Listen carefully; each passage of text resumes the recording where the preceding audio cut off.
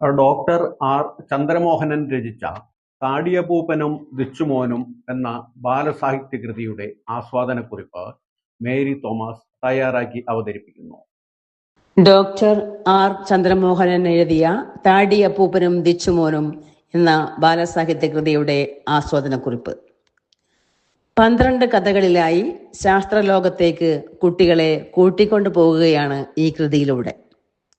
ഒരു വീട്ടിലെ അപ്പൂപ്പനും ദിവ്യ എന്ന പെൺകുട്ടിയുമാണ് ഇതിലെ മുഴുവൻ സമയ കഥാപാത്രങ്ങൾ.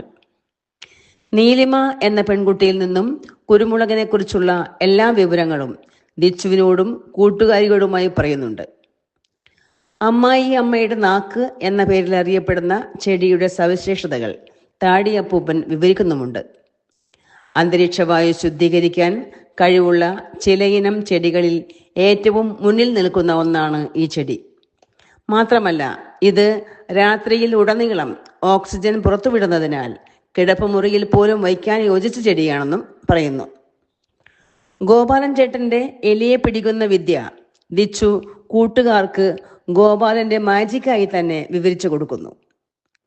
തോമാച്ചായനിൽ നിന്നും തെങ്ങിന്റെ എല്ലാ ഉപയോഗങ്ങളും അതിൽ നിന്ന് ലഭിക്കുന്നതും ഉണ്ടാക്കുന്നതുമായ വിഭവങ്ങളെക്കുറിച്ചും ദിച്ചുവിലൂടെ വായനക്കാരിലേക്ക് എത്തിക്കുന്നുണ്ട്.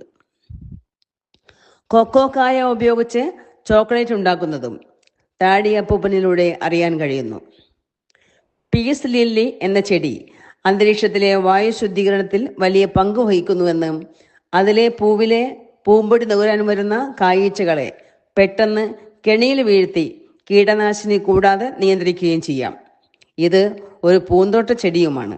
അതിനാൽ ഇതിനെ 3 in 1 എന്ന് വിളിക്കാമെന്നും കോശി സാർ കുട്ടികളോട് പറയുന്നുണ്ട്. ആനയുടെ പല്ലുകുത്തിച്ചെടി അന്തരീക്ഷവായു ശുദ്ധീകരിക്കുന്നതിൽ പ്രധാന പങ്ക് വഹിക്കുന്നു. മുറികൾക്കുള്ളിലെ ദുർഗന്ധം ഇല്ലാതാക്കാനും ഈ ചെടി ഉപകരിക്കുമത്രേ. ഈ ചെടിയും രാത്രി ഓക്സിജൻ പുറത്തുവിടുന്നവയാണ്. ബിസ്മി എന്ന കൂട്ടുകാരിയുടെ വീട്ടിലെ കുറ്റിക്കുരുമുളക് ചെടിയെ കണ്ടപ്പോൾ ഇത് എങ്ങനെ ഉണ്ടാക്കുന്നുവെന്ന കാര്യം ദിച്ചുമോന് പറഞ്ഞു കൊടുക്കുന്നുണ്ട്. വലിയ മരത്തിൽ മുകളിലേക്ക് പടർന്നു പോകുന്ന വള്ളിയുടെ വശങ്ങളിലേക്ക് വളരുന്ന തണ്ടുമുറിച്ച് കുറ്റിക്കുരുമുളക് ആക്കാമെന്ന വിവരം അറിഞ്ഞപ്പോൾ ദിച്ചു വീട്ടിലുടനെ അതുണ്ടാക്കാൻ തീരുമാനിക്കുകയും ചെയ്യുന്നു. ബോഡോ മിശ്രിതത്തിന്റെ ഉത്ഭവ കഥ വളരെ വിജ്ഞാനപ്രദമാണ്. കേടായ ചെടികളെ മാറ്റിവെച്ച് ശുശ്രൂഷിക്കുന്ന രീതിയും തെങ്ങിലെ കരിക്ക് കുടിക്കുന്ന എലികളെക്കുറിച്ചുള്ള വിവരണവും വളരെ രസകരമായി അവതരിപ്പിച്ചിരിക്കുന്നു.